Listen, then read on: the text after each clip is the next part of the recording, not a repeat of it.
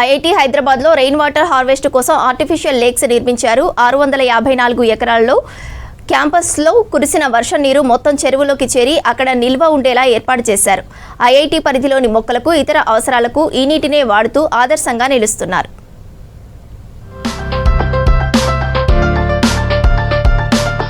IIT Hyderabad campus పర్యావరణ పరిరక్షణ, నీటి సంరక్షణలో ఆదర్శంగా నిలుస్తోంది. 654 ఎకరాల్లో విస్తరించి ఉన్న ఈ క్యాంపస్ లో వర్షపు నీరు వృధా కాకుండా నిల్వ చేసేందుకు రెయిన్ వాటర్ హార్వెస్టింగ్ విధానంలో భాగంగా ఆర్టిఫిషియల్ లేక్స్ నిర్మించారు. క్యాంపస్ లో సహజంగా లోతట్టు ప్రాంతాలను గుర్తించి అక్కడ చెరువులు నిర్మించారు. క్యాంపస్ లో కురిసే వర్షపు నీరు మొత్తం ప్రత్యేకంగా రూపొందించిన పైప్ లైన్ వ్యవస్థ ద్వారా ఈ చెరువుల్లోకి చేరేలా ఏర్పాటు చేశారు.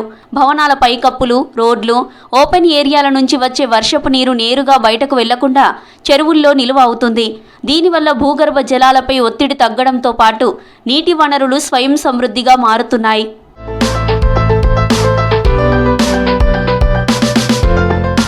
ఈ చెరువుల్లో నిల్వ చేసిన వర్షపు నీటిని క్యాంపస్ అంతటా ఉన్న మొక్కలు, తోటలు, గ్రీన్ బెల్ట్స్ కు వినియోగిస్తున్నారు. అలాగే ఇతర అవసరాలకు కూడా ఈ నీటినే ఉపయోగించడం ద్వారా బోర్వెల్స్ తో పాటు బయట నుంచి వచ్చే మంజీరా నీటిపై ఆధారాన్ని గణనీయంగా తగ్గించారు. ముఖ్యంగా వేసవి కాలంలో కూడా మొక్కలకు సరిపడా నీరు అందేలా ఈ విధానం ఎంతో ఉపయోగపడుతుంది. ప్రపంచంలో వాటర్ అనేది ఒక చాలా అత్యవసరమైన విషయము. దానికి మనం ఇంటర్నల్గా ఎలా చేస్తే సస్టైనబిలిటీని పెంచవచ్చు అన్న దాని గురించి చాలా రీసెర్చ్ జరుగుతుంది మా క్యాంపస్లో. ఆ రీసెర్చ్లోనే ఒక భాగంగా ఈ రెయిన్ వాటర్ హార్వెస్టింగ్ అనేది చాలా గట్టిగా ప్రయత్నాలు జరుగుతున్నాయి. క్యాంపస్లో ఎన్నో ఆర్టిఫిషియల్ లేక్స్ని క్రియేట్ చేసాం.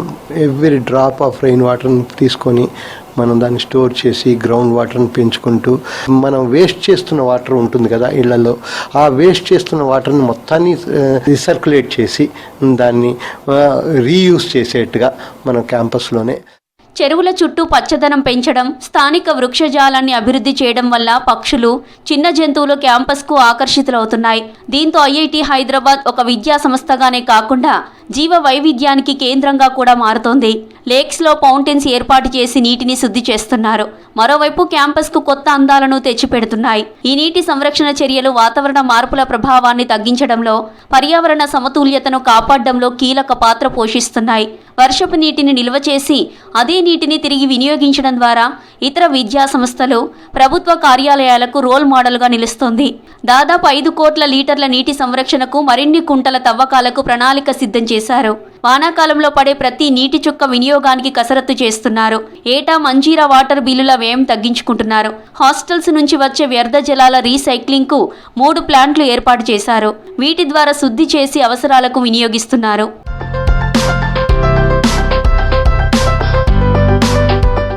ఐఐటియన్స్ అంటే టెక్నాలజీలో మాత్రమే కాదు, హైదరాబాద్ ఐఐటి క్యాంపస్ పర్యావరణ పరిరక్షణలోనే టాప్ అనేలా చేస్తున్నారు. ఒక్క కాలువ కూడా తవ్వకుండానే గౌరవెల్లి ప్రాజెక్టు 90% పూర్తయిందని చెప్పుకుంది బీఆర్ఎస్ ప్రభుత్వం. కాలువల భూసేకరణ కూడా చేయకుండానే ఎన్నికల ముందు హడావిడిగా ప్రారంభించింది. నిర్వాసితుల సమస్యలు సైతం పట్టించుకోలేదు గత ప్రభుత్వం. కాలువల భూసేకరణ, మిగిలిన ప్రాజెక్టు పనులు, నిర్వాసితుల సమస్యలను పరిష్కరించి త్వరగా సాగునీటిని అందించాలని కోరుతున్నారు.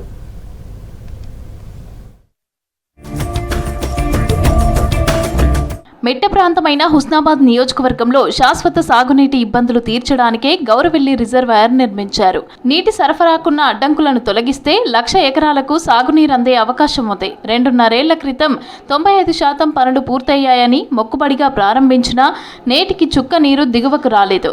ఎన్జీటీలో కేసు, భూ నిర్వాసితుల సమస్య కారణంగా రిజర్వాయర్లోకి నీటి పంపింగ్ చేయడం లేదు. 8.25 టీఎంసీ సామర్థ్యం కలిగిన రిజర్వాయర్లోకి నీటిని పంపింగ్ చేసి నిల్వ చేస్తే సుమారు 1,00,000 ఎకరాలకు సాగునీటి సౌకర్యం కలగడంతో పాటు భూగర్భ జలాలు అభివృద్ధి చెందుతాయి. రిజర్వాయర్ నుంచి పంట పొలాలకు నీరందించడానికి, కాలువల నిర్మాణానికి ఈ ప్రభుత్వం 430 కోట్లు మంజూరు చేసింది. ఈ నిధులతో భూసేకరణ ప్రక్రియ పూర్తి చేసి పనులు వేగవంతం చేయాల్సిన అవసరం ఉంది.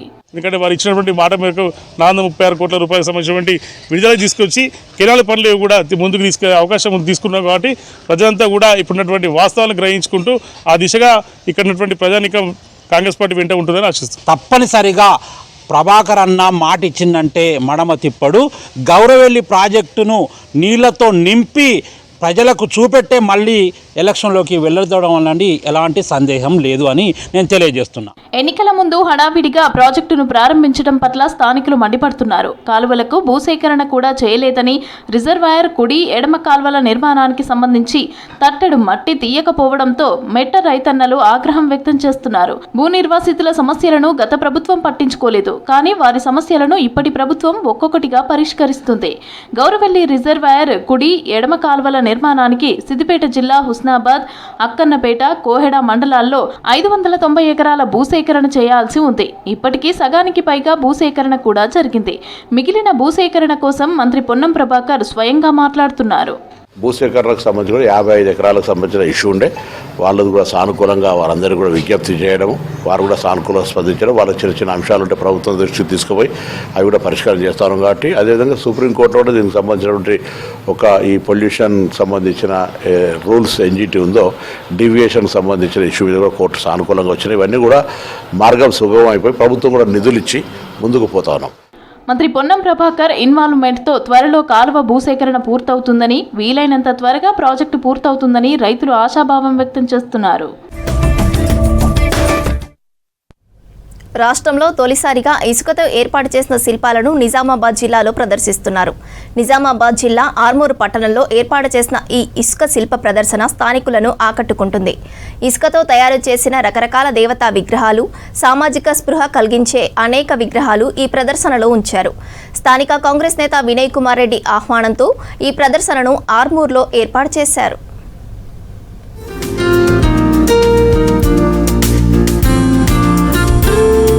నిజామాబాద్ జిల్లా ఆర్మూర్లో తొలిసారిగా ఇసుకతో తయారు చేసిన శిల్పాలతో ఎగ్జిబిషన్ను ఏర్పాటు చేశారు. తెలంగాణలో మొదటిసారిగా ఈ ఎగ్జిబిషన్ను ఏర్పాటు చేసినట్లు విజయవాడకు చెందిన ప్రముఖ సైకత్ శిల్పి బాలాజీ వరప్రసాద్ తెలిపారు. ఎగ్జిబిషన్లో ఆధ్యాత్మికం ఉట్టిపడేలా ఏర్పాట్లు చేశారు. దశావతారాలు, కూర్మ, మత్స్య, ఆదివరాహ, నృసింహ, శ్రీవామ, పరశురామ, శ్రీరామ, బలరామ, శ్రీకృష్ణ, కల్కి అవతారాలను ఏర్పాటు చేశారు. 10 దేవతలతో పాటు విష్ణుమూర్తి, అనంత పద్మనాభ స్వామి, వినాయకుడు, అమ్మవారు ఇలా 12 రకాల శిల్పాలను ఏర్పాటు చేశారు. తప్పకుండా ఆర్మూర్ ప్రాంతం నిజామాబాద్ జిల్లా నుంచి అందరూ కూడా వచ్చి మంచి ఒక శాండ్ స్కల్ప్చర్ ఫస్ట్ టైం తెలంగాణలో మన ఆర్మూర్లో పెట్టడం అదృష్టంగా భావిస్తున్నాం. అందరూ కూడా వచ్చి ఈ మ్యూజియాన్ని అవతారాలని చూడాల్సిందిగా అందరినీ కూడా కోరడం జరుగుతుంది. ఇక్కడ చూడడం అనేది చాలా హ్యాపీగా ఉంది. ఒక్కొక్క అవతారం చూస్తుంటే రియలిస్టిక్గా ఉంది. ఇక్కడ దేవుడే వచ్చి కొలువు ఉన్నాడు అన్నట్టుగా చాలా చాలా బాగుంది. అసలు ఇక్కడ ఆర్మూర్లో చేయడం అనేది మన తెలంగాణలో ఫస్ట్ టైం. చాలా చాలా బాగుంది. ప్రతి ఒక్కరు నిజామాబాద్ నుంచి కానీ ఆర్మూరు నుంచి కానీ మన తెలంగాణలో ఎక్కడున్నా సరే ఒక్కసారి వచ్చి విజిట్ చేయండి. ఎందుకంటే తెలంగాణలో మన శాండ్ ఆర్ట్ అనేది ఫస్ట్ టైం కాబట్టి, మనకి బీచ్లు లేవు, మనం ఏది చూడలేము కాబట్టి ఇక్కడ శాండ్ ఆర్ట్ లైవ్లో చూసి ఆనందాన్ని మనం ఆస్వాదించాలి. ఈడ అన్ని ఐడల్స్ చాలా చాలా బాగున్నాయి. విష్ణు ఒక అవతారం సూపర్గా ఉంది. ఎంట్రన్స్ కూడా బాగుంది. గణేష్ తోటి స్టార్ట్ చేశారు. దాని తర్వాత మత్స్య అవతారం, కూర్మ అవతారం, వరాహ అవతారం, నరసింహ అవతారం, వామన అవతారం, పరశురామ అవతారం, రాముడు అవతారం, కృష్ణుడు అవతారం, బలరామ అవతారం, కల్కి అవతారం. ఆకునూరు బాలాజీ వరప్రసాద్ అంతర్జాతీయ ఖ్యాతిగాంచిన ఒక ప్రఖ్యాత ఇసుక కళాకారుడు. ఆంధ్రప్రదేశ్లోని విజయవాడకు చెందిన ఇతను ఇసుకతో అద్భుతమైన సృజనాత్మక శిల్పాలను చెక్కడంలో ప్రసిద్ధి చెందారు. చిత్రలేఖనం, సైకత శిల్పాలతో పాటు పెన్సిల్ చెక్కడం, యానిమేషన్ వంటి ఇతర కళల్లో కూడా ఆరితేరినవారు.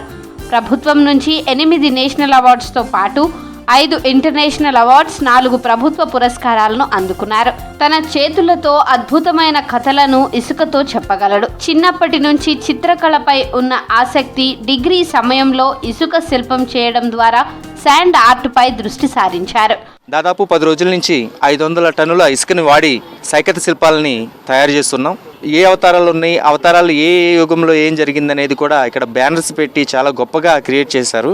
సో ఇది ఒక ఎడ్యుకేషనల్ స్పిరిట్లోను ఒక ఆధ్యాత్మిక వైబ్తో జనాలందరినీ అట్రాక్ట్ చేస్తుంది. నేను ఇప్పటి వరకు యూరప్, లాట్వియా అలాగే ఇతర దేశాల్లో కూడా నేను శాండ్ స్కల్ప్చర్స్ చేశాను.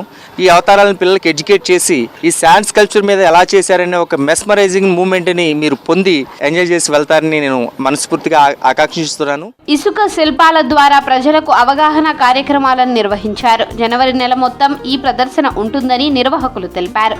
ఈ అవకాశాన్ని ఆర్మూర్ ప్రజలు సద్వినియోగం చేసుకోవాలని కోరారు.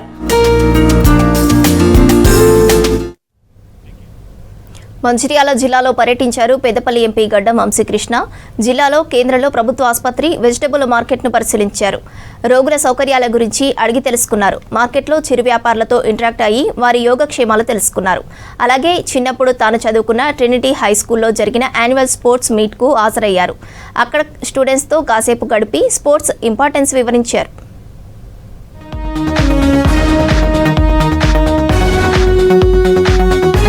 మంచిర్యాల జిల్లా కేంద్రంలో ప్రభుత్వ ఆసుపత్రిని సందర్శించి ఆసుపత్రిలోని గదులను పరిశీలించారు ఎంపీ వంశీకృష్ణ.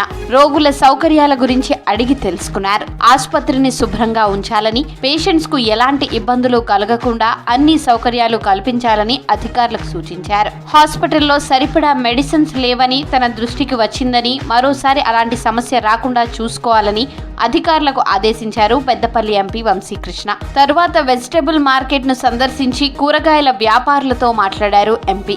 మార్కెట్లోని సమస్యలను అడిగి తెలుసుకున్నారు. ఎంపీ వంశీకృష్ణ తమ బాగోగుల గురించి స్వయంగా అడిగి తెలుసుకోవడంతో చిరు వ్యాపారులు సంతోషం వ్యక్తం చేశారు.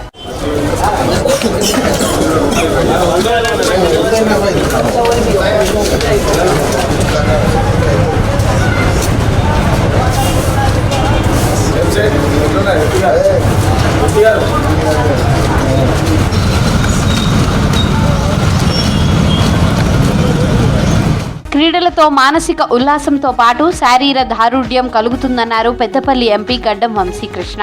శారీరక, మానసిక దృఢత్వానికి గేమ్స్ చాలా ఉపయోగపడతాయని చెప్పారు. మంచిర్యాల జిల్లా కేంద్రంలోని ట్రినిటీ హై స్కూల్లో జరిగిన యాన్యువల్ స్పోర్ట్స్ మీట్ కు హాజరయ్యారు ఎంపీ. జ్యోతి ప్రజ్వలన, ఫ్లాగ్ హాయిస్టింగ్ చేసి కార్యక్రమాన్ని ప్రారంభించారు. స్టూడెంట్స్ కి క్రీడలు చాలా అవసరమని వివరించారు ఎంపీ వంశీ. స్పోర్ట్స్ తో క్రమశిక్షణ ఏర్పడుతుందని, అది నిజ జీవితంలోనూ ఆటుపోట్లను ఎదుర్కోవడానికి ఉపయోగపడుతుందన్నారు. తాను ఇదే స్కూల్లో క్రికెట్, ఫుట్బాల్ ఆడేవాడినని గుర్తు చేసుకున్నారు. Wish to encourage each and every one of you to please take part, be proactive, take part in as many sports activities as you can, because sports really teaches us about friendship, about winning and losing. And very happy to see the NCC team. Very good job done by the NCC members, boys and girls. And I wish you all a very happy, successful sports competition. And once again, thank you all for such a warm welcome.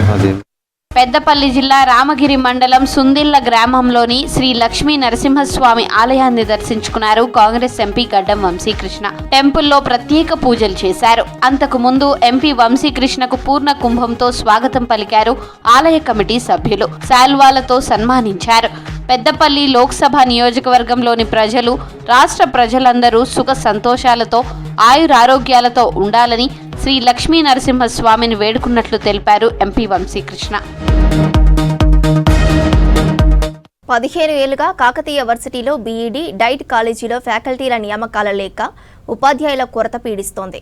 Regular అధ్యాపకులు లేక, నిధులలేమితో contract ఫ్యాకల్టీతో బోధన చేయించడంతో భావి ఉపాధ్యాయులకు సరైన శిక్షణ లభించడం లేదు. కాలేజీలో లెక్చరర్ల నుంచి ప్రిన్సిపాల్ వరకు కనీసం ఒక్కరు కూడా రెగ్యులర్ విధుల్లో లేకపోవడం టీచింగ్ కాలేజీల పరిస్థితికి అద్దం పడుతోంది.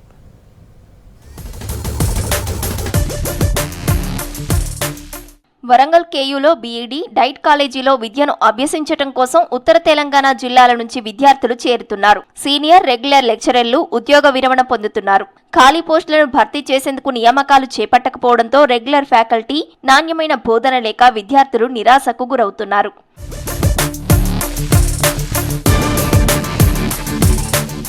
బీఈడీ, డైట్ కాలేజీలో అధ్యాపక పోస్టుల ఖాళీలు పెరుగుతున్నాయి. ప్రస్తుతం కేయూలో బీఈడీ, డైట్ రెగ్యులర్ ఫ్యాకల్టీల పోస్టులను భర్తీ చేయకపోవడంతో 15 ఏళ్లుగా ఆ పోస్టులు ఖాళీగా ఉన్నాయి. ప్రభుత్వం బీఈడీ కళాశాలలో 27, డైట్లో 22 పోస్టులను భర్తీ చేయాల్సి ఉంది. ఈ పోస్టులను భర్తీ చేయకుండా కాంట్రాక్టు పద్ధతిన భర్తీ చేసి స్టూడెంట్స్కు బోధన చేయిస్తున్నారు.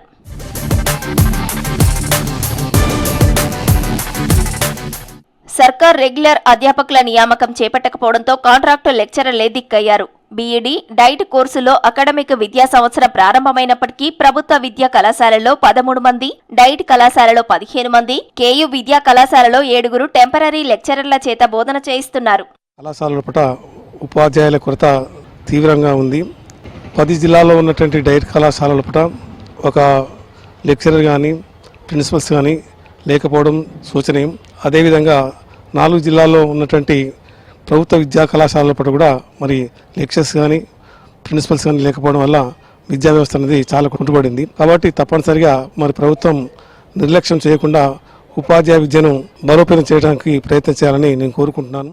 భావితరాలకు బోధన అందించే అధ్యాపకులను తీర్చిదిద్దే 3 కళాశాలలకు ఇన్ఛార్జ్ ప్రిన్సిపాల్లే కొనసాగుతున్నారు. కళాశాలల నిర్వహణ బాధ్యతలు ఇతర విద్యా సంస్థల అధికారులు చూస్తున్నారు. ఉమ్మడి వరంగల్, ఖమ్మం, కరీంనగర్, ఆదిలాబాద్ పాఠశాల విద్యాశాఖ సంయుక్త సంచాలకులు సత్యనారాయణ రెడ్డిని హన్మకొండలోని ప్రభుత్వ బీఈడీ, డైట్ కాలేజీలకు ఇన్ఛార్జ్ ప్రిన్సిపాల్ గా నియమించారు. లెక్చరర్ పోస్టుల భర్తీ చేయకపోవటం వల్ల నాణ్యమైన బోధన అందటం కష్టంగా మారిందని అంటున్నారు విద్యావంతులు. 4 ఎకరాల విస్తీర్ణం వల్ల డైటు కేవలం డైట్ చేయడం, పడుకోవడం. బీడీ కళాశాల బీడీ పడక వేసి పడుకున్నది. వీటిని వెంటనే సీఎం గారు కానీ లేకపోతే విద్యా శాఖ వాళ్ళు కానీ కసరత్తు చేసి ఫ్రెష్ రిక్రూట్మెంట్ చేసే అవకాశం లేదు. కాకపోతే టీఎస్పీఎస్సీ ద్వారా 50% చేసేటువంటి అవకాశం ఉన్నది. అట్లా చేసినా కాస్త 50% మంచి బ్రహ్మాండమైనటువంటి బ్రహ్మరథం చేసేటువంటి విద్యాశాఖకి ఇచ్చినటువంటి వాళ్ళు అవుతారు. ఈ బీడీ కళాశాలలు డైట్లు ఇది ఒక్కటే కాదు, వరంగల్లో తెలంగాణ మొత్తంలో ఖాళీ ఉన్నవి. మళ్ళీ రిక్రూట్మెంట్ చేస్తే నిరుద్యోగ సమస్య తీరుతుంది. విద్యాలోకానికి ఒక ఆదర్శప్రాయమైనటువంటి విద్యాశాఖలో నిపుణులను ఇచ్చిన వాళ్ళు అవుతారు. భావి ఉపాధ్యాయులకు నాణ్యమైన విద్యాబోధన జరగాలంటే పూర్తి స్థాయిలో రెగ్యులర్ లెక్చరర్లను నియమించి నైపుణ్యతతో కూడిన శిక్షణ అందించాలని పలువురు విద్యావంతులు కోరుతున్నారు. సిద్దిపేట జిల్లా హుస్నాబాద్లో మంత్రి పొన్నం ప్రభాకర్ ఆధ్వర్యంలో మండల స్థాయి ముగ్గుల పోటీలను నిర్వహించారు. మహిళలు మన సంస్కృతి సాంప్రదాయాలను తరతరాలకు అందించడంలో కీలక పాత్ర పోషిస్తున్నారని అన్నారు ఎంఆర్ఓ లక్ష్మారెడ్డి. నియోజకవర్గంలోని వివిధ గ్రామాల నుంచి వచ్చిన మహిళలు ఉత్సాహంగా పెద్ద సంఖ్యలో పాల్గొన్నారు. మహిళలు వేసిన రంగురంగుల ముగ్గులు అందరినీ ఆకట్టుకున్నాయి. మహిళల్లో ఉన్న సృజనాత్మకత వెలికితీసే విధంగా ఉన్నాయని అన్నారు. ఈ ముగ్గుల పోటీలో గెలుపొందిన 5 బహుమతులను అందజేశారు.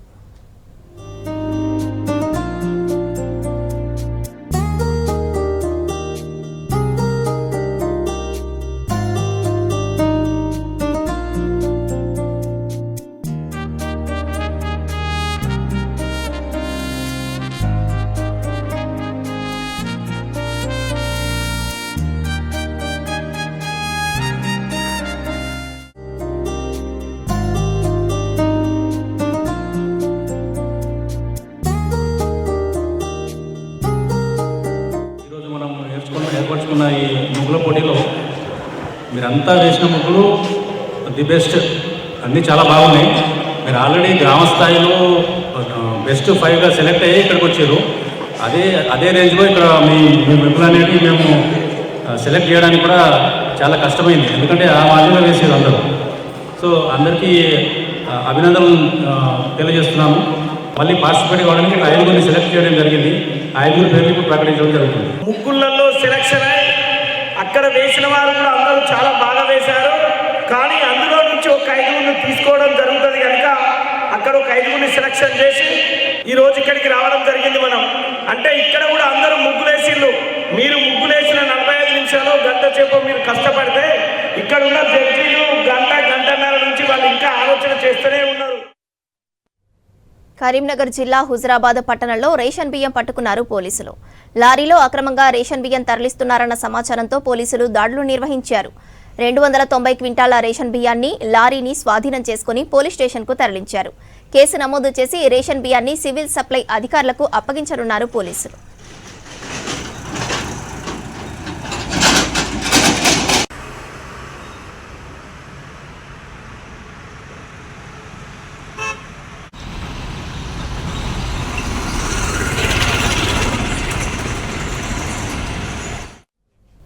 ఆదిలాబాద్ జిల్లాలో నాపేడు తీరుతో ఆగ్రహం వ్యక్తం చేస్తున్నారు సోయా రైతులు.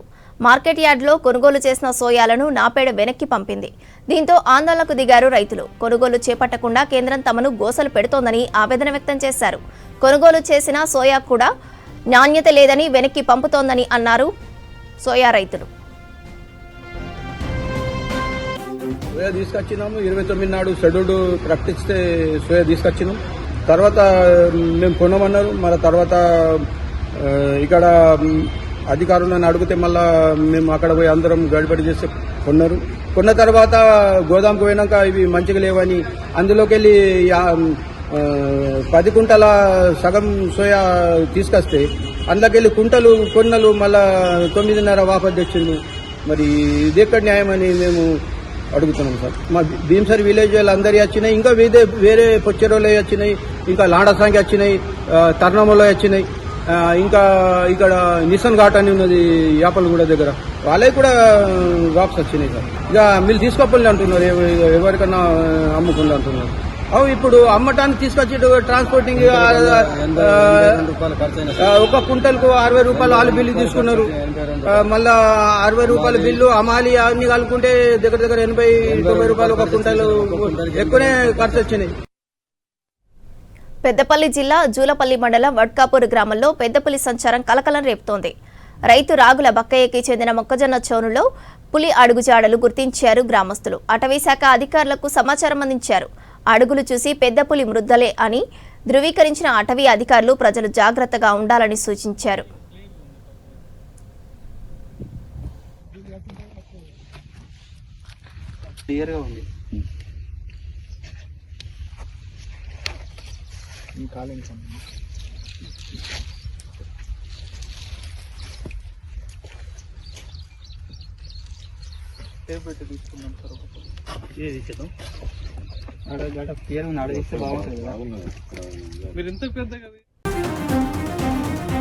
మంచిర్యాల నియోజకవర్గం నుంచి వచ్చే ఎన్నికల్లో కవిత పోటీ చేసే అవకాశాలు ఉన్నాయని తెలంగాణ జాగృతి నేతలు మాట్లాడుకుంటున్నారు. కవిత జరంబాట ముగింపు సభ మంచిర్యాలలోనే పెట్టే అవకాశం ఉందని తెలుస్తోంది. కవిత ఇంట్లో తెలంగాణ జాగృతి రాష్ట్ర విస్తృత స్థాయి కార్యవర్గ అత్యవసర సమావేశం జరుగుతోంది.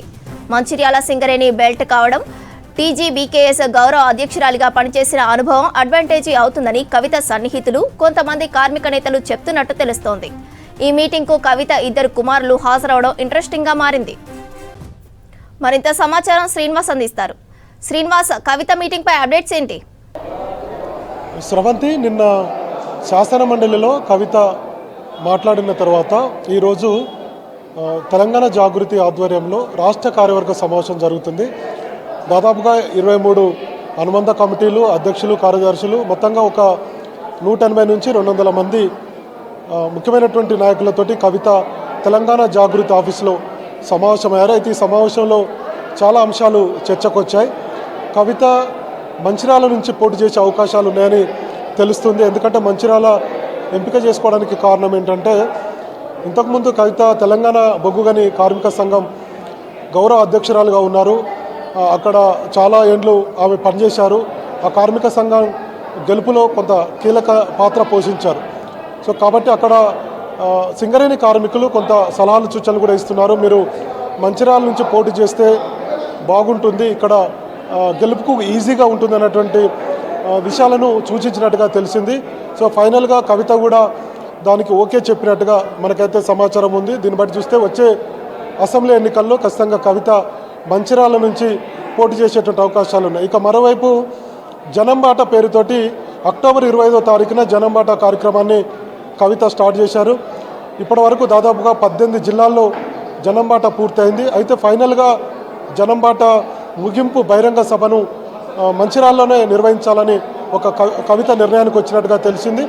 దీన్ని బట్టి మంచిర్యాలలో ముగింపు సభ, బహిరంగ సభ అంటే ఖచ్చితంగా కవిత మంచిర్యాల నుంచి పోటీ చేయాలనే ఆలోచనలో ఉన్నట్టుగా సమాచారం అయితే ఉంది. అయితే మరోవైపు సింగరేణి కార్మికులు, అక్కడ ఉన్నటువంటి కార్మికులు కావచ్చు, లేదంటే కవితకు అంటే అక్కడ ఉన్న ఉద్యమకారులు కావచ్చు, ఆ జిల్లాల్లో ఉన్నటువంటి వాళ్ళందరూ కూడా మీరు మంచిర్యాల నుంచి పోటీ చేయాలని సూచించినట్టుగా తెలిసింది. అందులో భాగంగానే ఆమె మంచిర్యాల నుంచి పోటీ చేయడము దాదాపుగా నిర్ణయం జరిగినట్టుగా సమాచారం అవుతుంది. ఇక్కడ జాగృతి కార్యకర్తల్లో కూడా ఆ చర్చ జరుగుతుంది. అయితే ఈ ఈ ముగింపు బహిరంగ సభ ఇందాక నేను చెప్పినట్టుగా స్రవంతి మొత్తం 18 జిల్లాల్లో జనంబాట కార్యక్రమం పూర్తయింది. అయితే ముగింపు బహిరంగ సభ ఫిబ్రవరి 16వ తారీఖున ఇప్పటివరకు ఒక టైం అయితే ఫిక్స్ చేసుకున్నారు. 16 లేదా 20వ తారీఖున భారీ బహిరంగ సభను మంచిర్యాలలో ఏర్పాటు చేయాలన్నటువంటి ఒక నిర్ణయానికైతే వచ్చారు. దీనికి సంబంధించి కూడా ఈ సమావేశంలో చర్చ జరిగినట్టుగా తెలిసింది. అయితే ఇక అవసరమైతే ఆ తేదీ మారేటువంటి అవకాశం ఉంది. ఎందుకంటే వాస్తవానికి ఈరోజు కవిత సిరిసిల్లలో జనంబాట ఉండే. సో పండగ తర్వాత మరికొన్ని జిల్లాల్లో పర్యటించి జనంబాట కార్యక్రమాన్ని పూర్తి చేసుకొని మంచిర్యాలలో భారీ బహిరంగ సభకైతే ప్లాన్ చేస్తున్నారు. సో ఇప్పుడు కవిత నిన్న శాసన మండలిలో మాట్లాడిన తర్వాత రాష్ట్రంలో చాలా పెద్ద ఎత్తున ప్రజల్లో చర్చ జరుగుతుంది. ఆమె చేసినటువంటి ఆరోపణలు విమర్శలు కూడా దీని మీద ప్రజల్లో ఒక చర్చ జరుగుతుంది. ఇంకొకవైపు బీఆర్ఎస్లో ఉన్నటువంటి ముఖ్యమైనటువంటి నాయకులు కూడా దీని మీద కవిత మాట్లాడిన దాని మీద కౌంటర్ అయితే ఇవ్వలేదు. సో ఈరోజు ఒక అత్యవసర సమావేశం పెట్టుకొని నెక్స్ట్ తెలంగాణ జాగృతిని ఎట్లాంటి కార్యక్రమాలు చేయాలన్నటువంటి దాని మీద సుదీర్ఘంగా కవిత కసరత్తు చేశారు. అయితే త్వరలోనే రాజకీయ పార్టీ కూడా పెట్టబోతున్నట్టుగా ఇప్పుడే కవిత కార్యకర్తలకు కూడా సూచించారు. కాబట్టి పార్టీ ఎప్పుడు ఉంటుంది, ఎజెండా ఏంటి, జెండా ఏంటి అనేది త్వరలో ప్రకటించేటువంటి అవకాశం ఉంది. అయితే ఆమె ఆగస్టులోనే పార్టీ పెడతారనేటువంటి చర్చ జాగృతి కార్యకర్తల్లో జరుగుతుంది. చూడాలి, ఇంకా క్లారిటీ అయితే రాలేదు. సో ఫైనల్గా ఇప్పటివరకు వచ్చినటువంటి క్లారిటీ ఏంటంటే ఆమె మంచిర్యాల నుంచి పోటీ చేయాలనేది ఒకటి, ఇంకొక వైపు మంచిర్యాలలో ఒక భారీ బహిరంగ సభ పెట్టాలన్నటువంటి ఈ 2 నిర్ణయాలు కవిత తీసుకున్నట్టుగా మనకైతే సమాచారం ఉంది. ఇంకా రాను భవిష్యత్తులో చాలా కార్యక్రమాలు నిర్వహించబోతున్నట్టుగా కవితకు సంబంధించినటువంటి అనుచరులు కానీ తెలంగాణ జాగృతి కార్యకర్తలు అయితే చెప్తున్నారు. దీని మీద మరికొంత సమాచారం మనకు రావాల్సిన అవసరమైతే ఉంది. Sravanth, I mean, question of my good friend Akbar about it being voluntary, and yes, what you said is valid. Why is it not compulsory? Yes, we build a consensus and make it compulsory. Our government is for making pollution free. If all of you feel that Siravavu Garu, if all parties feel that we should make this compulsory because they are questioning us on why this is voluntary. Yes, so definitely I am suggesting to the Industries Minister to call for an all-party meeting, and if everybody says make it compulsory, I think you should consider that. Then, also the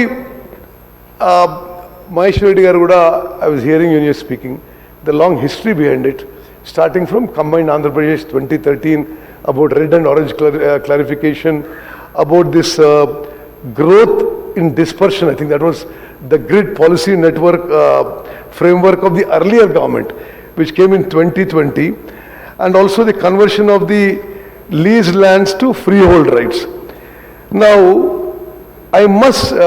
we must place it on record that the grid policy 2020 attempted by the earlier government failed. The earlier grid policy became ineffective. Hardly anybody came forward. And even in that, they were asked for 30% charges, conversion charges. Even in that, they asked for, I don't know why the BRS party people were making such a big noise outside, 9,000 ఎకరాల కుంభకోణం, 5.5 లక్షల కోట్లు and all. But as far as I'm subject to correction, they were also asking for 30% conversion charges. And the scheme failed. So, మన అందరి ఇంట్రెస్ట్లో ఈ policy succeed కావాలనే ఉద్దేశంతో we have come up with this. అదే విధంగా మరి as of now, అంటే this speaker sir, this is my reply to all those who made allegations against our government. Till date, we have not received applications or even given permission for a single application. So ఇది కుంభకోణం అయిపోయింది, lands ఇది అయిపోయినాయి, ఇన్ని వేల కోట్ల లక్షల కోట్లు, ఏం పాలశంకర్ లక్షల కోట్లు. Okay, so where is the question? Not even a single application has cleared as of today. So what I'm broadly appealing to everybody is that this is our city, and this is our city. Hyderabad is our life. For people like me, this is our life. So we have to protect Hyderabad, we have to improve the environment, and definitely if in this policy, if there's anything that you want to suggest that this policy can be improved in some ways, I'm quite sure our Industries Minister, Sridhar Babu, his doors are always open and he can relocate it. But to the best of my knowledge, I think this is an excellent policy. This is a very transparent, bold policy. This is very transparent. And ఎవరైనా application పెట్టుకోవచ్చు online IIC will and clear it. And it is very clear what is the payment to be done, what is the, under the TGI pass. Under the TGI pass, which I am not mistaken, I am subject to correction, is started by the BRS government. Am I right? Under the TGI pass, we are saying make an online application. The payment system is transparent. What is the allegation about? I'm not sure. And also it's a policy which I am appealing to all industrialists, all parties, that we must support. We have put a sunset clause in it, a 6-month period. 6 months lo apply చేసుకున్న వాళ్ళకే ఇది వర్తిస్తుంది అని చెప్పి మేము పెట్టుకున్నాం. Now, in fact, whatever the BJP and MIM MLAs who are here, whatever suggestions you give, I mean, I would strongly recommend that all of us support this policy unanimously, because this is, yes, it is an intention of the government. There is nothing hidden about it. Resource mobilization is also one of our objectives. Our objective is to raise 10,000 crores through this policy. Our objective is to shift polluting industries outside of the outer ring road. It is to create a clean Hyderabad, a pollution-free Hyderabad. I strongly feel, Speaker Sir, I appeal to all parties, I appeal to all industrialists to use this opportunity to make Hyderabad a pollution-free city, and that we must all support this policy. And I think it is a bold, transparent policy, and I congratulate our Chief Minister and our Industries Minister on this policy. Thank you very much.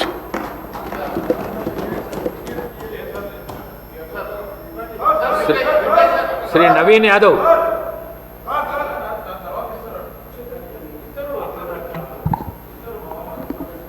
Thank you sir. Sir, health policy పైన మాట్లాడడానికి అవకాశం కల్పించినందుకు ధన్యవాదాలు తెలియజేస్తూ, sir, నేను హైదరాబాద్లో పుట్టి పెరిగిన వాడిగా నా చిన్నతనం ఒక 10 years అంటే అరౌండ్ 94-95 ఆ ఇయర్స్లో చూసినటువంటి హైదరాబాద్కి ఇప్పుడున్నటువంటి హైదరాబాద్కి ఏమాత్రం పోలిక లేదు స్పీకర్ సార్. నేను 2000లో ఇంటర్మీడియట్ జాయిన్ అయిన ఉంటే విజ్ఞాన్ కొండాపూర్లో. ఆ సమయం 98లో హైటెక్ సిటీ ఫామ్ అయింది.